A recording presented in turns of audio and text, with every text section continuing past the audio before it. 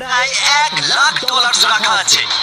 এর ভিতরে শুধুমাত্র এই চাবিটার সাহায্যেই ঢোকা যেতে পারে। আর এদের মধ্যে সবার প্রথম যে এই ভল্টটা ছবে সে ভেতরে রাখা ক্যাশ সবার আগে পাবে। যাও। আরে না, চ্যান্ডেলের ওটাকে ভাঙছে। আরে না, ক্রিস তো উপর দিয়ে যাচ্ছে। দেখো, ক্রিস ওইদিকে পৌঁছে গেল। আর কি কেউ যেতে পারবে? ও, আর ক্রিস ভল্টটাকে ছুঁয়ে নিয়েছে। আমি তো এখনো চেষ্টাও করিনি। শুধু এই হ্যান্ডেলটাকে টানো আর তুমি পাচ্ছ কিচ্ছু না। এটা একটা নরমাল ভল্ট ছিল।